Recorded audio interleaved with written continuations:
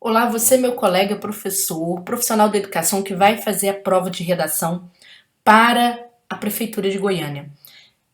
Neste vídeo, eu vou deixar algumas dicas para você que são muito importantes sobre aquela prova de redação. Tenho certeza que eu vou te ajudar bastante. Assista ao vídeo, tá certo? Porque eu preparei dicas sobre a própria construção do texto e principalmente sobre aquilo que os candidatos em concurso público mais erram, tá certo? Nas provas discursivas. Bom, você não está vendo a minha imagem, mas exatamente porque eu estou com o material da gravação aberto na tela do meu computador, né? Meu nome é Júlia Andrade, sou professora de discursivas para concursos há 20 anos, né? Conhecendo aí um número bastante vasto de bancas, né? E suas exigências. Então eu vou falar o que acontece desde o edital com vocês até o processo de correção nesse vídeo que eu separei especialmente para vocês. Bom, primeira coisa que você precisa saber, né? Quem passa em concurso numa prova de redação é quem escreve muito bem? Não exatamente, não exatamente. Quem passa em concurso numa prova de redação é quem cumpre critério. Então a primeira preocupação que você que vai fazer redação para a Prefeitura de Goiânia precisa ter é o quê? Analisar os critérios. O que acontece, gente, é que boa parte desses critérios, conforme vocês estão vendo aqui na minha tela, vem lá no edital, mas tem outra parte que você só vai descobrir na hora da prova, pelo enunciado da questão. E tem outra parte, exceto desses critérios, que você só vai descobrir quando o examinador te entrega a vista da prova, ou seja, depois que você terminou o concurso público. Então você precisa entender esses três processos e eu vou fazer aqui para você exatamente, né, essa antecipação, toda essa antecipação de informações que você só saberia ou no dia do seu concurso ou depois quando você viesse a ter acesso ao resultado da sua prova, tá bom? Primeiro você terá uma redação valendo 20 pontos, tá? E o que é ideal no concurso? Ora, geralmente concursos de prefeitura, falando bem sinceramente para vocês, tem uma média de redação muito baixa. Geralmente é muito baixa. Mas vamos considerar que estão escrevendo professores, não é? E a nota nesse sentido ela pode vir um pouquinho mais alta. Quando eu falo para vocês que é muito baixa, por exemplo, eu terminei de trabalhar uma prefeitura agora, que foi a prefeitura de Curitiba, não é? Houve resultado só essa semana, em que eu gravo essa aula para vocês.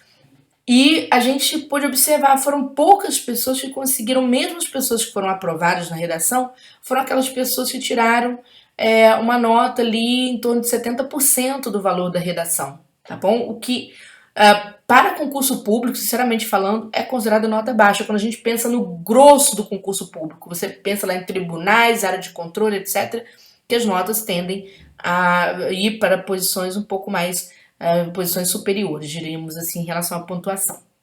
Então você precisa fazer uma redação que vai atingir, de preferência, os 20 pontos. Vamos mais. Quantas linhas, professora? Veja só, a banca vai te dar no máximo 40 linhas. Você precisa escrever 40 linhas necessariamente? Não, tá? Você tem que escrever uma redação honesta. O que é uma redação honesta? É uma redação que foi bem programada na introdução e que vai se desenvolver conforme aquela introdução de uma forma organizada, de uma forma argumentativamente bem produzida, digamos assim, tá? Lembre-se de que, atenção, o seu texto será dissertativo e a gente tem bastante coisa para falar sobre essa questão. Quando a banca fala sobre um texto dissertativo, ela vai falar para você sobre dissertação, ela está falando de uma análise, tá bom? De uma análise que nasce do presente para o futuro. Ah, Júnior, a dissertação não tem passado? Muito pouco, tá? Tem que tomar cuidado para a sua redação não ficar indo para o passado. Por quê? Porque senão ela pode cair lá na narração. E sendo um texto dissertativo, não é? A banca ou vai pedir uma dissertação comum para você, tá certo? Ou vai te pedir gêneros textuais que trazem dentro de si essa estrutura dissertativa. Quais são os gêneros preferidos pela UFG, né? O artigo de opinião e a carta aberta são os gêneros principais dela. Ela tem outros gêneros, por exemplo, crônica, conto, carta pessoal, mas como a gente tem dissertação, já dá pra gente pontuar de uma forma mais segura quais são os gêneros que ela vai usar, tá bom? Então, muito provavelmente, ou ela vai dar uma dissertação comum, tá? Um comando comum, uma redação comum para você fazer, ou a dissertação estará dentro de um gênero como artigo de opinião e carta aberta ao público. Mas vamos mais. Bom, vamos falar um pouquinho sobre o tema. Né? A banca diz que, aqui, segundo o edital, que a redação será composta de um tema que o candidato deverá desenvolver seguindo uma das propostas contidas na prova. Ou seja, a banca vai te dar duas propostas, então eu já sei que ela vai trazer exatamente isso. Ela vai trazer a proposta para você escrever sobre artigo de opinião ou sobre carta aberta. E aí você vai escolher aquilo que é mais interessante para você, tá? As duas formas, como eu disse, terão dentro de si dissertação. E será apresentada uma coletânea de textos que servirá de base para a sua produção textual. Realmente, a UFG, ela traz uma coletânea bem ampla. Ela vai pegar um tema, tá certo? E a partir desse tema, ela trará para você uma coletânea bastante ampla de vários pontos de vista sobre aquele assunto central. Por exemplo, deixa eu puxar aqui um pouquinho, não é para te mostrar. Em 2010, se você chegou a ver a prova de um concurso passado, feito pela banca, para todas as áreas, certo, do ensino, ela pediu o quê? Ela pediu uma proposta de redação, ela trouxe uma proposta de redação, né? E disse para você escolher um dos gêneros. Se você queria o gênero A, que seria o artigo de opinião, e se você queria o gênero B, que é a carta ao leitor. Um detalhe interessante é que ela explicou, eu até colei para vocês aqui, ó, do jeitinho que a banca trouxe. Ela te explicou o que é um artigo de opinião e te explicou o que é uma carta ao leitor. Então, desse mal, ou seja, de chegar lá na hora da prova e não saber produzir o gênero, vocês não morrem. Desse mal, não. O que atropela vocês? A própria dissertação, a característica da dissertação, a condução do texto. É isso que arrebenta vocês na hora, tá? Naquele ano, né, em que houve esse tipo de proposta, a banca pediu para as pessoas trabalharem o bullying escolar. E em forma de uma pergunta. Ela queria uma resposta para essa pergunta. Como distinguir os limites entre a brincadeira e a intimidação? Né? Bem interessante. E daqui a pouco eu vou discutir por que as pessoas erram a estrutura, tá certo? Interna da redação. Bom, mas antes, só para vocês terem noção, né, que fica a dúvida para muita gente, o que seria um artigo de opinião? Eu vou pegar pelo que a banca falou e vou traduzir, depois eu vou explicar quais são os erros mais comuns. A banca diz que o artigo de opinião é um texto escrito para ser publicado em jornais e revistas, ou seja, um texto aberto ao público. Esse texto traz reflexões a respeito de um tema atual, então vocês podem ter certeza de que a banca vai pegar um tema bem atual. Um tema de interesse do grande público. Essa é a questão. Vai ser um tema atual, não é um tema localizado, não. Um tema que gera grande discussão ou grande comoção. Por exemplo, nós poderíamos falar em época de coronavírus sobre as epidemias. Não é? Ora, a escola, bem ou mal, ela é um ambiente em que as pessoas estão reunidas. E você tem uma série de ações que precisam ser tomadas para que a escola não seja exatamente um ambiente de propagação de doenças, tá certo? Então, o que pode acontecer? A gente pode ter aí exatamente um tema nesse sentido, em que teremos que entender, não é?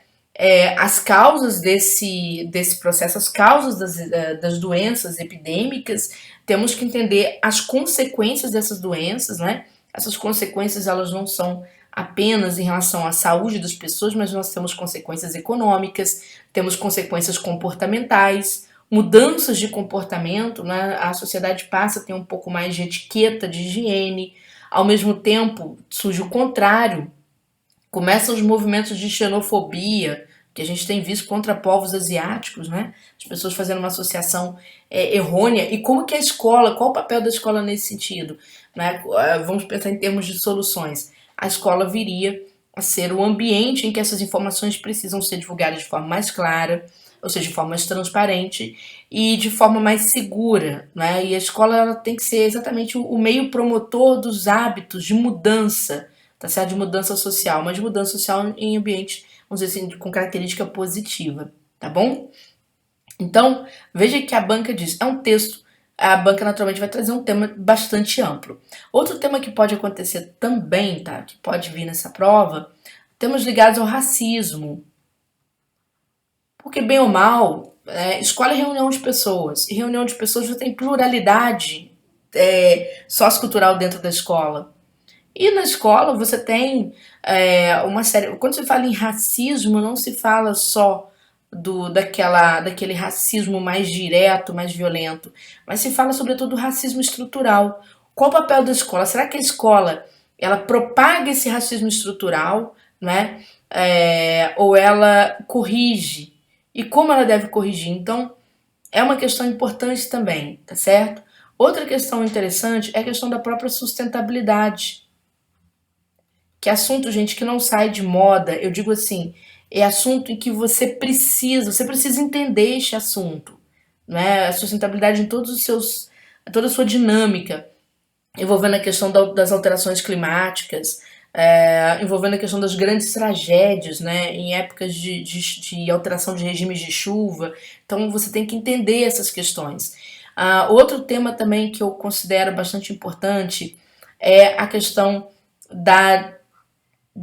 desse conjunto aqui, ó, vida privada versus vida pública, tá bom? Nas redes sociais. Por que esse tema é tão importante? Porque o Brasil, em 2018, né, criou a Lei Geral de Proteção de Dados. Foi assinada em 2018 pelo presidente da República, mas tem agora efeitos em 2020, porque foi dado um prazo para que empresas, principalmente, né, essas empresas pudessem cuidar da documentação das pessoas, tá certo? Ou seja, cuidar dos dados que elas possuem. A Lei Geral de Proteção de Dados, ela vem exatamente para poder regulamentar e, naturalmente, indicar caminhos e, ao mesmo tempo, propor sanções, né, para aquelas situações em que as pessoas têm sua vida exposta. Quantos adolescentes, tá certo, sofrem, por exemplo, com sextorção, que é a extorsão em troca de favores sexuais, tá certo, por pessoas que, por exemplo, por infratores, não é, criminosos, que passam a exigir dessas meninas exatamente esse tipo de comportamento. E o que acontece? A escola precisa ensinar, bem ou mal, ela precisa trocar com os alunos um saber que é o saber de como se comportar nas redes sociais, né? O saber seguro. Tudo isso tem a ver com a Lei Geral de Proteção de Dados, tem sido tema de vários concursos públicos, não a lei em si, mas a forma como as pessoas atuam, a chamada etiqueta virtual, o chamado letramento virtual. Então, esses 4 temas, eu diria assim, que são temas importantíssimos para você que vai fazer a prova. São temas de grande interesse público, são temas amplamente discutidos e você precisa estar bem informado sobre esses temas, tá bom? Bom, vamos lá. Nesse gênero, o autor desenvolve um ponto de vista, então você tem que escolher um ponto de vista a respeito do tema, com argumentos sustentados por informações e opiniões que se complementam ou se expõem. No texto predominam sequências positivo-argumentativas. Eu vou explicar o que é isso. Ora, um artigo de opinião, gente, ele não é só trazer a sua opinião. Quando você escreve um artigo de opinião, se ele é aberto ao público, ele vem no jornal de grande circulação, o que acontece? Existe uma parte que é expositiva. O que é a parte expositiva? É a parte que você explica as coisas. Por exemplo, você vai explicar um conceito de uma epidemia, você vai explicar um conceito de um racismo estrutural antes de você se posicionar. Então precisa de ter essa noção do momento em que eu exponho para o momento em que eu passo a opinar. A minha opinião é diversa? Não, eu tenho que ter uma opinião firme, eu tenho que trabalhar com elementos de contraposição o tempo inteiro, eu tenho que derrubar o senso comum o tempo todo. Então você tem que saber que o examinador vai fazer exatamente isso.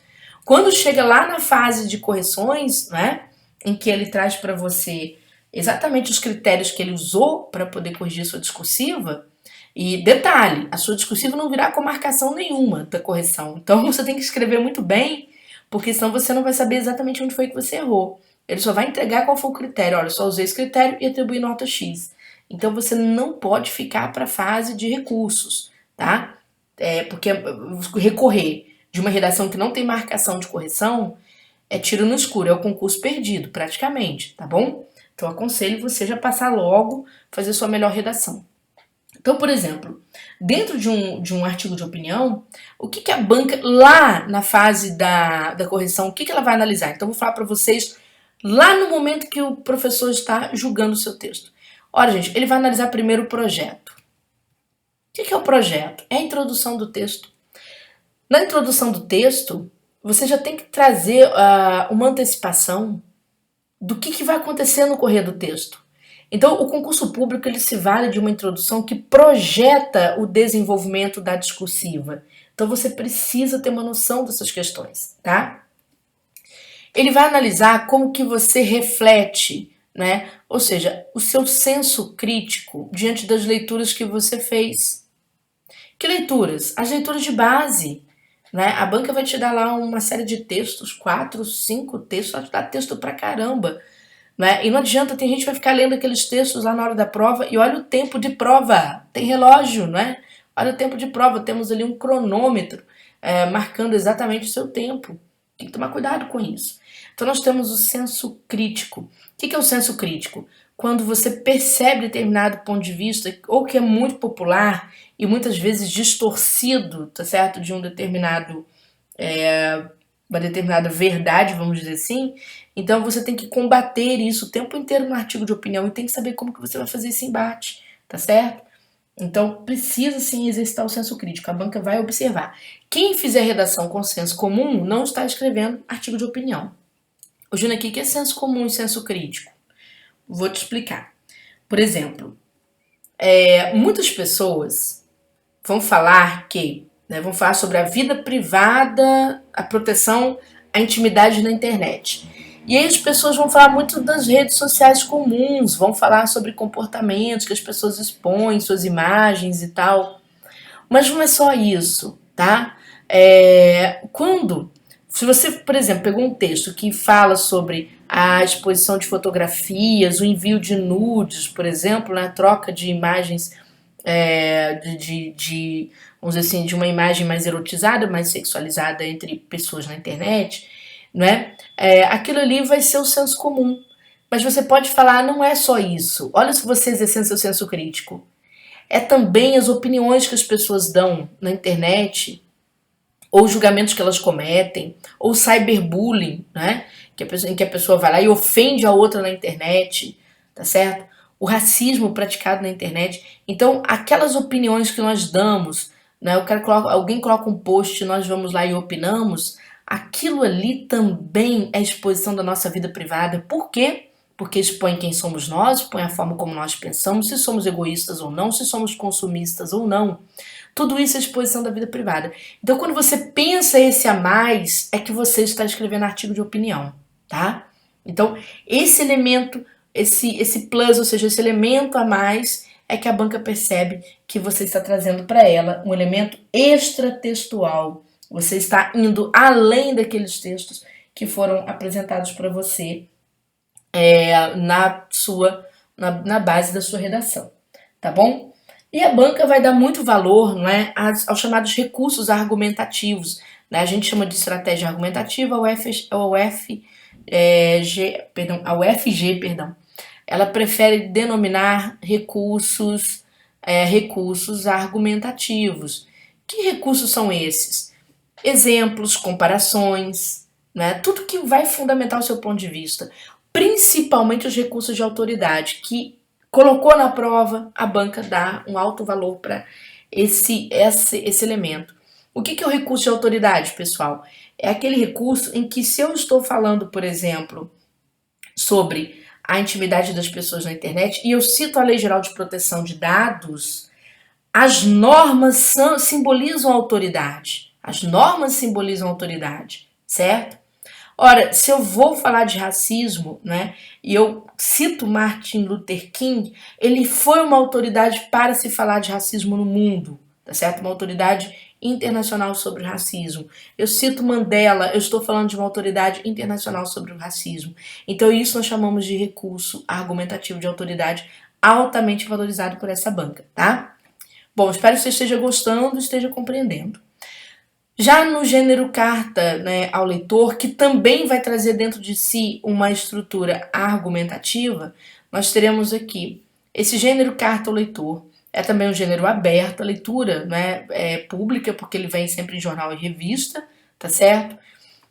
Veja que é um gênero discursivo no qual o leitor manifesta sua opinião, então, de novo, opinião, dissertação argumentativa, sobre assuntos publicados em jornal ou revista, dirigindo-se ao editor, representante do jornal ou da revista, ou ao autor da matéria publicada que você está contestando ou você está apoiando, tá bom? Quando seu nome é revelado. A carta tem um caráter altamente persuasivo, tá bom? O autor da carta de leitor, vamos dizer assim, busca convencer o destinatário a adotar seu ponto de vista e acatar suas ideias por meio de seus argumentos. Pessoal, por exemplo, nesta hora, como se trata de carta, né, carta de leitor, certo? Existe carta ao leitor e carta de leitor. Eu vou falar sobre essas duas questões. A carta ao leitor é uma carta aberta ao público, tudo bem? Ou seja, você escreveu para aquele jornal manifestando seu ponto de vista sobre alguma questão que foi veiculada no jornal, a banca vai direcionar essa veiculação. Por exemplo, na prova de 2010, havia vários textos e havia um texto da Roseli Saião. Então a banca queria uma resposta a este texto, tá? Estava lá na prova. Ótimo. Então você vai trabalhar muito com esse texto que a banca vai apontar. Por quê? Porque você tem que ou confirmar o texto, tá? Ou seja, confirmar a ideia do texto, apresentando seu apoio àquela ideia, ou você irá combater aquela ideia. E aí o combate é bravo, o combate tem que ser muito persuasivo. Porque persuasivo, você tem que ter capacidade de convencimento. Você precisa explorar vários pontos de vista daquele escritor para você derrubar. Então a carta aberta ao leitor, ela é voltada para o leitor em geral. Mas se for carta de leitor, esse é o probleminha da prova, cuidado com a preposição, hein? Por isso que eu tô trazendo essas dicas. Se for carta de leitor, aí você irá endereçar sua carta ao editor ou ao autor da matéria publicada. Entendeu a diferença? A carta ao leitor é endereçada ao público. A carta de leitor é endereçada ao editor daquele jornal ou revista, ou ao autor da matéria, tá certo? Sobre a qual você estará discutindo, tá? E lembro que ela precisará ser bastante persuasiva. O que tem de interessante, né, quando você fala da carta ao leitor? Ela terá uma estrutura muito parecida com o artigo de opinião. Ela tem que trazer o projeto, ou seja, uma introdução que vai indicar caminhos por onde essa carta vai passar, tá certo? Ela precisa de um detalhe que é diferente do detalhe do artigo de opinião, que são chamadas marcas de interlocução. O que é marca de interlocução? Você está escrevendo, você precisa se lembrar que está escrevendo uma carta. Você tem que se lembrar disso. Então, o que você vai fazer? De vez em quando você fala, né? Prezado editor, por esta razão acontece tal coisa, tá? Aí você volta, senhor editor. Então, o tempo inteiro você tem que conversar com esse editor, ou com esse autor, ou com o cidadão que está lendo a sua carta, se for a carta aberta ao leitor. Então, essas marcas de interlocução a banca vai perseguir. Porque se você não colocar marca de interlocução, o que vai virar? Vai virar artigo de opinião, tá bom? Certinho? Então tem que tomar cuidado, tá? E naturalmente, você tem que combater os diferentes pontos de vista que aquele texto, né, contra o qual você se volta, tá bom? Ou a favor, se você for combater, né, contra o qual você se volta, você terá que apontar várias passagens ali do texto e desconstruir essas passagens. Por isso que a banca te deu 40 linhas, tá bom? Porque ela sabe que você vai escrever bastante, certo? Bom, sabendo essas informações agora, realmente você vai escrever bastante. Gente, para finalizar, eu vou falar aqui com vocês, né, sobre os erros mais comuns que as pessoas cometem, tá? Que aí você tem que ficar espertinho. Primeiro, uma compreensão parcial do tema. Os temas da UFG são temas bem extensos, eles costumam ter duas partes, né? Ou terão uma pergunta, existe a parte central, e a banca diz como distinguir os limites entre a brincadeira e a intimidação. Então você tem que prestar atenção qual é a pergunta que de fato foi feita. Porque de repente a banca está te pedindo soluções, né? Como dar fim, ou seja, como diminuir esse tipo de brincadeira em sala de aula. Então ela está te pedindo uma solução. E tem gente que vai trabalhar lá, vai ficar trabalhando causa e consequência, esquece a solução. Então tem que tomar cuidado. Às vezes a banca traz um elemento X e um elemento Y. Ela traz uma relação entre dois polos. Muita gente presta atenção na primeira parte do tema, esquecendo-se completamente da segunda. Então, o que tem mais em concurso não é a gente que zera a discursiva. Vocês vão ver que essa banca vai fazer de tudo para você não zerar. Ela vai ficar te lembrando o tempo inteiro do tema. Vai te dar muita informação para você não zerar. Porém, a compreensão parcial do tema é um fenômeno que tira muita gente do concurso público, tá bom? Depois, o que nós temos? Na parte de estrutura e de expressão, ou seja, a construção do seu projeto de artigo de opinião ou de carta, de texto dissertativo. Primeiro é a falta de objetividade. As pessoas demoram muito para tocar no assunto. Em concurso público, a gente tem que ser objetivo e preciso, certo? Ou seja, ir direto ao assunto. Segundo é o desequilíbrio macroestrutural. Né? Como assim, professora? Independente de ser carta, artigo de opinião, você tem introdução, desenvolvimento e conclusão. O desenvolvimento é a parte que tem que ser maior. Às vezes o aluno faz 3 parágrafos e quando você olha para os 3 parágrafos, eles são do mesmo tamanho. Ali já está evidente que o texto está mal estruturado. Né? Então, o equilíbrio macroestrutural é aquele que põe o desenvolvimento como a maior parte do texto. Tá? Segunda questão, gênero híbrido. O pessoal não conhece. Às vezes mistura, não sabe fazer uma carta ao leitor, acaba escrevendo um artigo de opinião. Há também a tipologia híbrida, né? A banca pediu dissertação. O aluno vai lá para a narração, ele escorrega, ele vai para o passado toda hora e acaba se perdendo, né? Resolve fazer um histórico das coisas, acaba se perdendo. Perda da unidade textual. Muito simples. A banca te pergunta, né, sobre crimes cometidos na internet. O aluno diz que crimes cometidos na internet, né, ocorrem principalmente pela atuação dos hackers. E de repente o aluno resolve explicar o que são os hackers. E ele fica explicando, desculpa, se eu sou meus colegas, mas eu estou chamando vocês de alunos, vamos lá. E de repente, né, esse candidato resolve ficar falando sobre os hackers e esquece que a unidade textual era sobre crimes e não sobre o hacker em si. O hacker é só o praticante do crime, então ele tem que aparecer e você tem que trazer outra informação. Depois nós temos a desorganização. O que é desorganização? A pessoa que não sabe estruturar uma dissertação, ela começa muito mal.